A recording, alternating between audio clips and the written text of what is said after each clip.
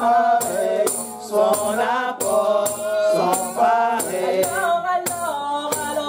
Alors à qui pourrais-je le comparer? Le prince de vie, Jésus est sans pareil. Personne, rien ne peut nous séparer de lui. Jésus-Christ est sans pareil. Jésus-Christ est sans pareil. Amen. Que le nom de notre Dieu soit béni. Amen. Peuple de Dieu, est-ce que nous pouvons nous mettre debout? Nous allons lever la voix, recommander la parole de Dieu entre les mains de Dieu et que le Saint-Esprit nous conduise et nous remplisse. Prions, bien-aimés. Éternel, mon Dieu et mon roi, que ton nom soit béni. Père éternel, merci pour le temps de la parole, mon Dieu et mon roi. Dispose nos cœurs, éternel Dieu des armées, et que ta parole, mon Dieu et mon roi, trouve de la place, mon Dieu, dans nos cœurs. Que ta parole nous remplisse, mon Dieu et mon roi. Viens te glorifier, éternel, mon Dieu et mon roi. Et que ta parole, mon Dieu tout-puissant, se trouve de la place en nous. Que ton nom soit béni dans le nom de Jésus. Amen. Amen. Nous pouvons nous asseoir, peuple de Dieu. Nous voulons dire merci à l'Éternel, notre Dieu, pour ce temps, pour la programmation de ce jour. Merci à l'homme de Dieu, l'apôtre Henri Podaï, et aussi à la présence du peuple de Dieu en ces lieux. Amen. Amen. Que le nom de notre Dieu soit béni. Nous allons lire le texte de base. Notre texte de base de ce jour est celui de Marc, chapitre 3, les versets 31 à 35. Écoutons la parole de Dieu, Marc, chapitre 3, les versets 31 à 35.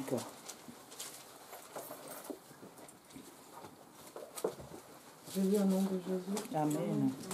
Il survint sa mère et ses frères qui, se tenant dehors, l'envoyèrent appeler.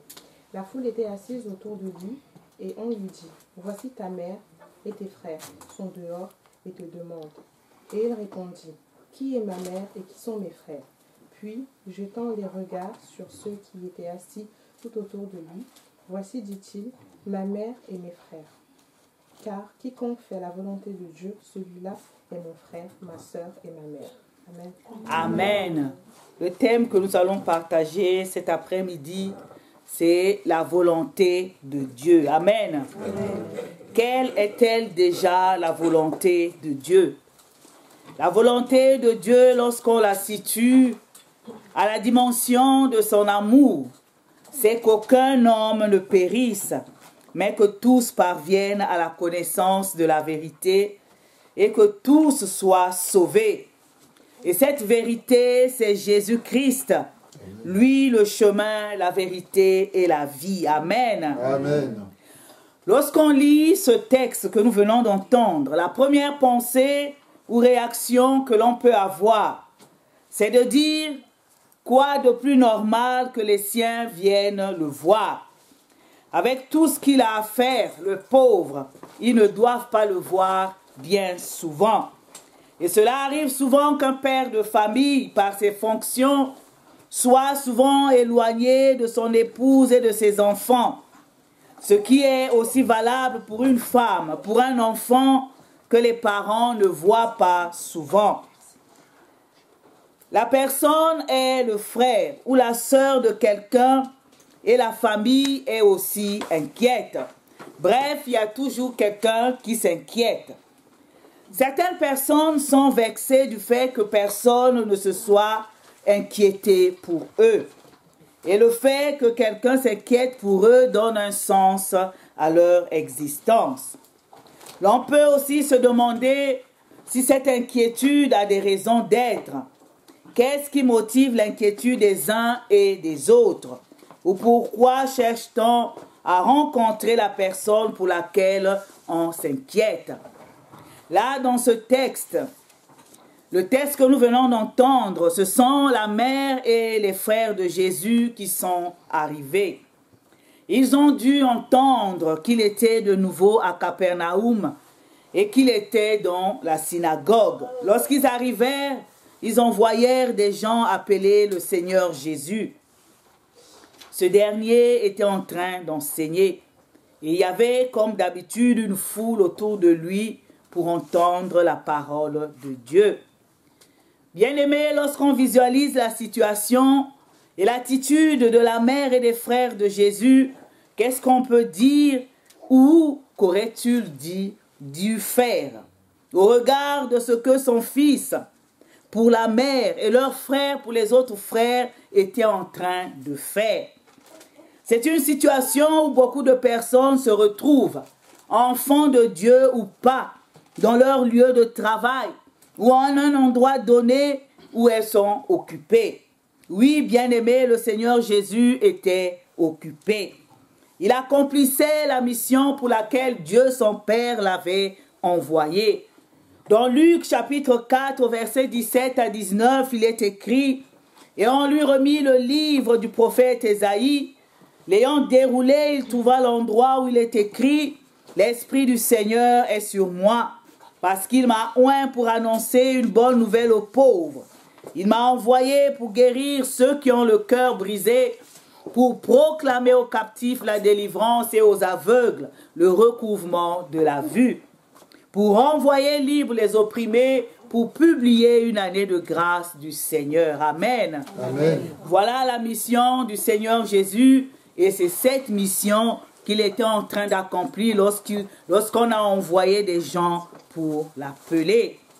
Revenons, bien-aimés, à l'attitude de la famille de Jésus, car ce sont bien les membres de sa famille, puisqu'ils ont été vite reconnus comme tels par ceux qui étaient là. Nous sommes de la famille. Allez lui dire que nous sommes là. Pourquoi les gens s'identifient-ils généralement lorsqu'ils veulent voir ou rencontrer une personne qui de plus est une personnalité?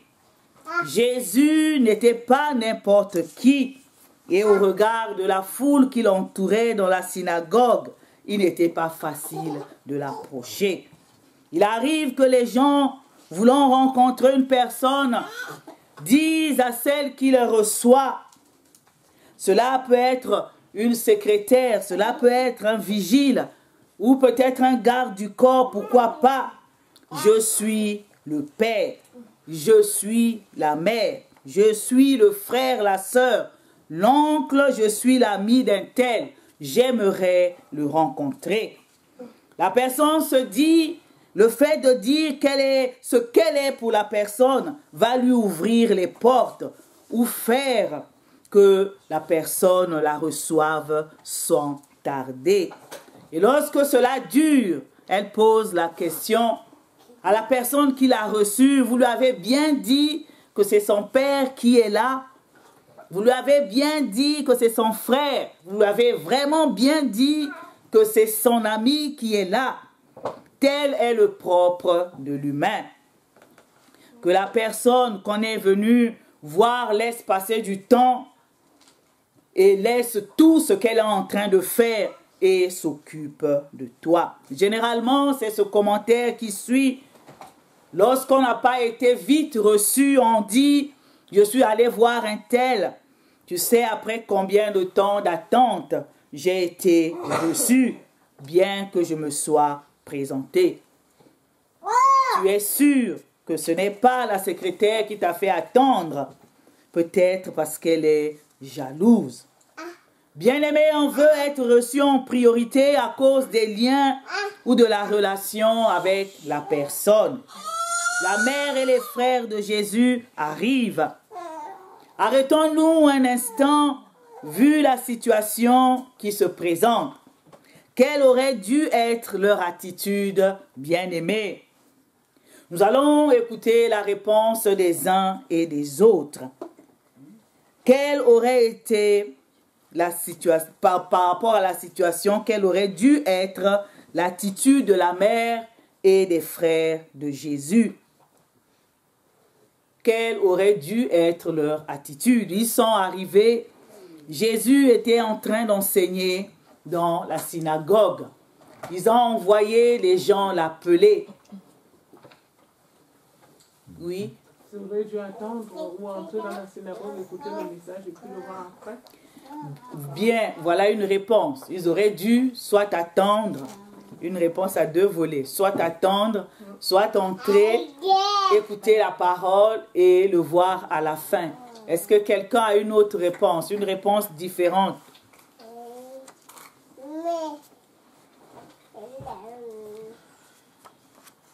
Non, c'est la réponse qui est la plus approximative ou la meilleure. Où était le Seigneur Jésus et que faisait-il? Alors, bien-aimé, on peut se dire, n'était-il pas concerné par ce qu'il était en train de faire? Ce qu'il faisait, c'était d'enseigner la parole de vie, le salut, apporter la guérison du corps, de l'âme et de l'esprit. La question que l'on peut se poser est celle-ci: savait-il réellement qui était Jésus? À ce moment-là, pouvons-nous dire que sa mère, la mère de Jésus, avait-elle perdu la mémoire au vu de tout ce qu'elle savait de son fils? Avait-elle à ce moment-là oublié la visitation de l'ange? Avait-elle oublié cet événement que nous allons écouter, bien-aimé, le récit, lorsqu'ils arrivèrent ou allèrent à Jérusalem à la fête de Pâques? Pour cela, nous allons lire la parole de Dieu dans Luc, chapitre 2, les versets 41 à 51. Écoutons la parole de Dieu. Les parents de Jésus allaient chaque année à Jérusalem à la fête de Pâques. Lorsqu'il fut âgé de 12 ans, ils y montèrent selon la coutume de la fête. Puis, quand les jours furent écoulés et qu'ils s'en retournèrent, l'enfant Jésus resta à Jérusalem. Son père et sa mère ne s'en aperçurent pas. Croyant qu'il était avec leurs compagnons de voyage, ils firent une journée de chemin et le cherchèrent parmi leurs parents et leurs connaissances. Mais ne l'ayant pas trouvé, ils retournèrent à Jérusalem pour le chercher. Au bout de 3 jours, ils le trouvèrent dans le temple, assis au milieu des docteurs, les écoutant et les interrogeant. Tous ceux qui l'entendaient étaient frappés de son intelligence et de ses réponses. Quand ses parents le virent, ils furent saisis d'étonnement, et sa mère lui dit: « Mon enfant, pourquoi as-tu agi de la sorte avec nous?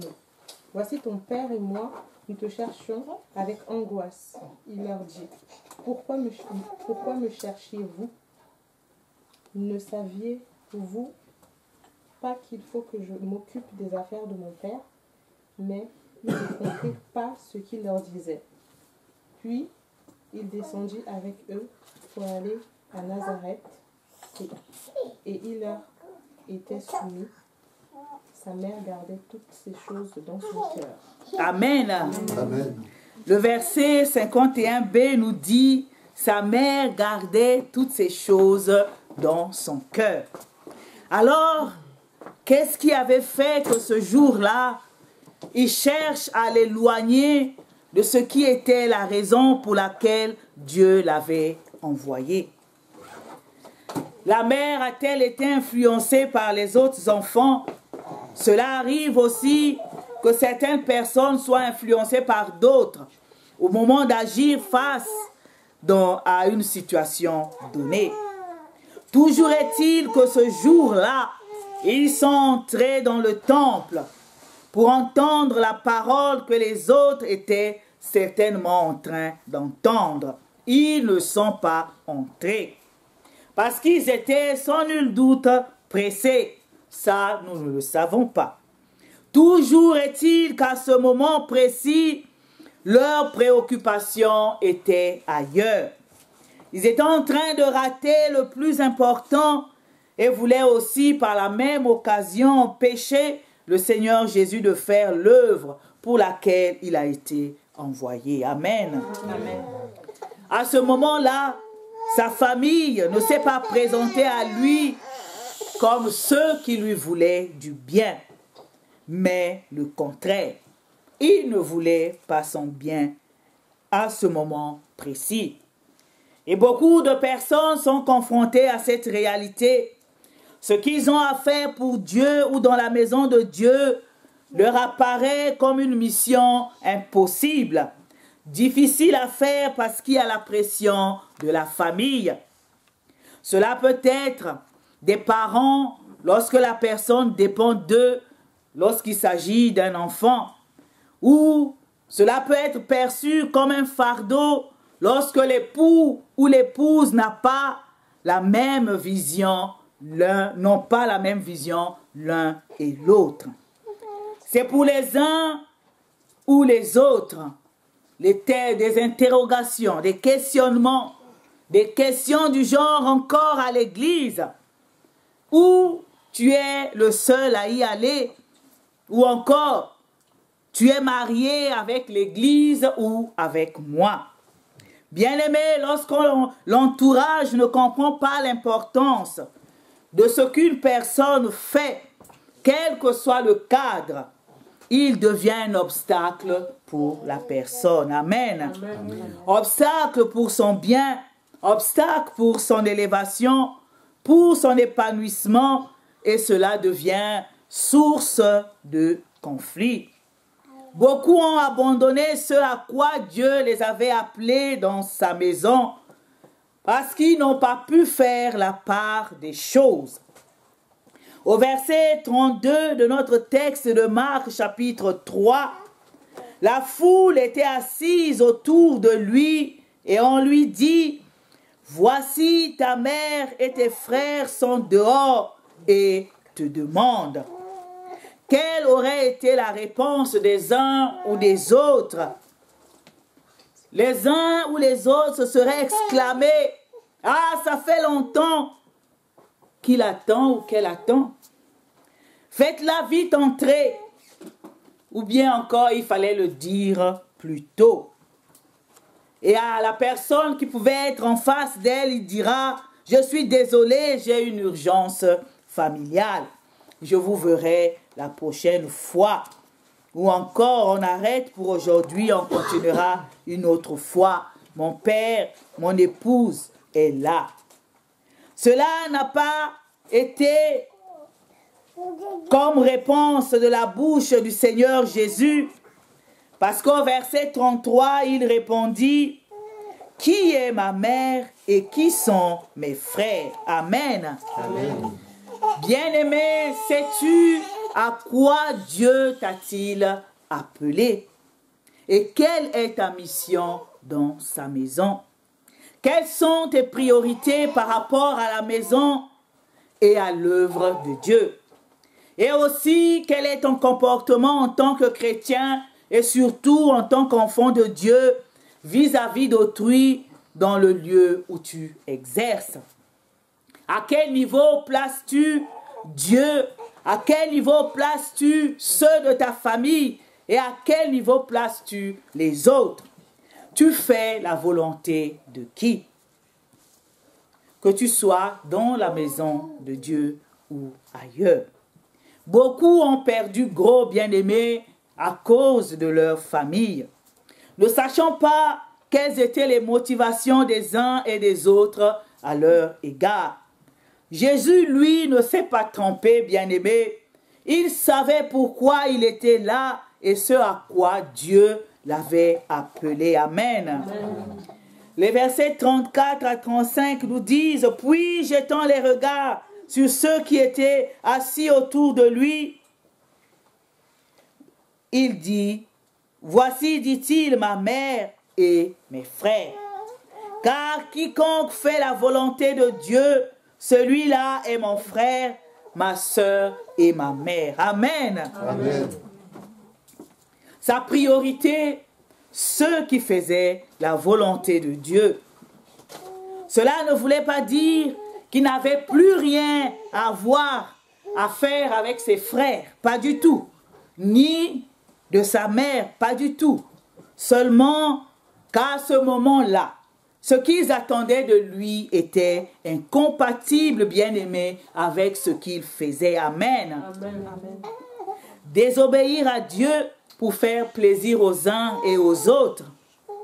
Malheureusement, ce cas de figure est fréquent et beaucoup ont perdu la grâce de Dieu. Jésus savait qui était sa mère et vice-versa. Aux noces de Canaan, bien-aimés, nous en avons la preuve.